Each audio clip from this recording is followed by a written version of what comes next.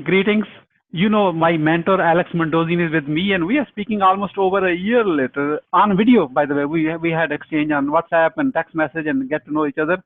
So, of course, whenever I have the opportunity to meet him, wherever, I always want to know what's happening. Okay, we caught up already, and here's the one question for all of you who are watching this. I want to know from my mentor, Alex.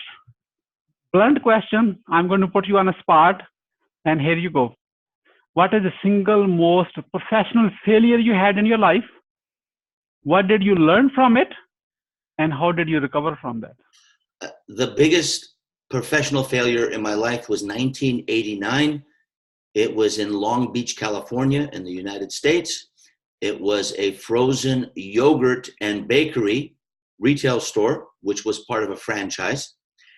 And it cost $242,000 after 18 months of trying to make it work. My break even every day was about $820, and I think my average sale each day was $150 to $200. So it was a terrible situation. I was in my 20s.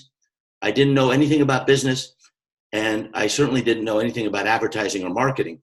Within 18 months, I had all of that equipment auctioned by the Small Business Administration, SBA. I moved home with my mother, and it was the most suffering level feeling I had for 3 years that followed.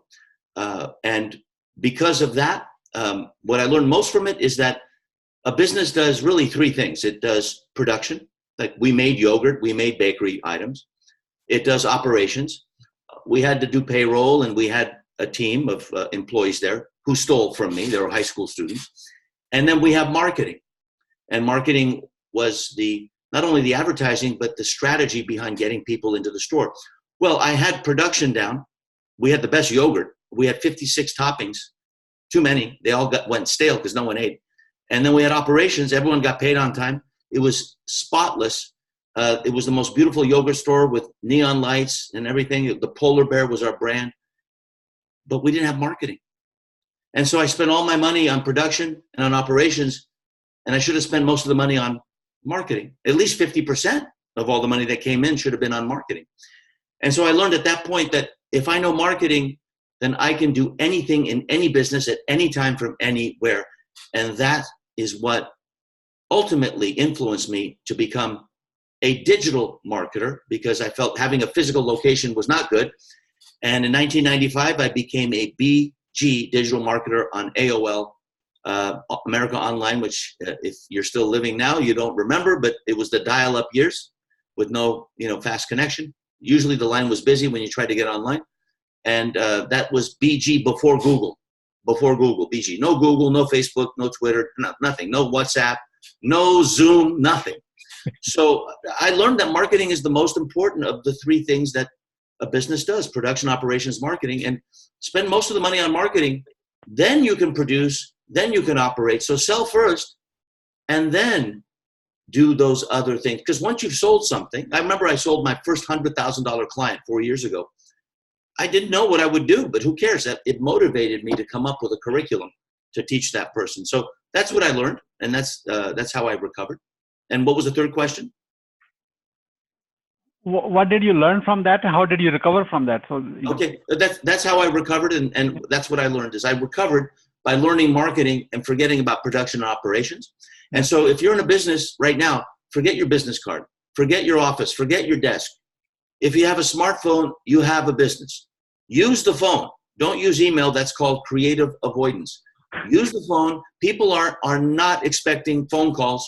Leave messages, learn how to do that, talk to people, get a sale, and then start the production and operations of the information product you're selling, or the service product you're selling, or the manufactured product you're selling. Sell first and then produce. It's like a pre-order on Amazon with a book. Yeah. The book's not done yet, you're getting pre-order. So Polar Frozen Yogurt, 1989, I was broke, got kicked out of my house, lived with my mom. That house was in foreclosure because she put a second note on it. It was paid for already. Eventually, I negotiated with the Small Business Administration, and we powered down the debt, and we hugged each other when we burned the note and the second mortgage. And now she still lives there. I go there for Thanksgiving. I go there for holidays, and I remember how much suffering I went through because I ignored marketing and I put my focus on production and operations. The friends and family who are watching this right now online, how they can outreach to you, Alex? The easiest and most important place to go, I thought writing a book would be my legacy. It's not. My podcast is my legacy because I want people to hear my voice. So my podcast is 25 years of sales and marketing knowledge and mistakes put into 25 minutes each week. And it's a public service. It's no cost. It's allsellingaside.com. Allsellingaside.com. It's on iTunes. It's on Stitcher. It's on Google Play, depending on the type of phone you have.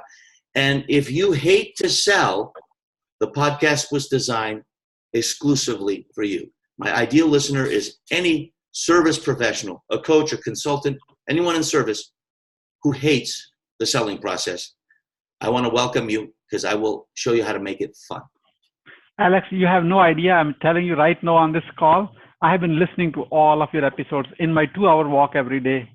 I have been listening, and sometimes I have to re-listen over time because I want to make sure it's imprinted, I'm so glad. Yeah. That means a lot to me. Definitely. And you're watching this, I'm going to put a link here too. So go ahead and start learning. This is the place where I learned it from. And that's, I'm still student for life myself. And life is learning is forever. Keep going.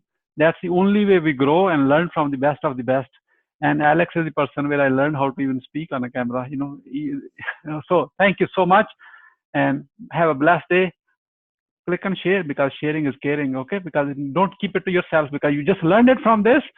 It so that way your friends can join you and you can have a productive conversation how to grow business together, okay? Blessings.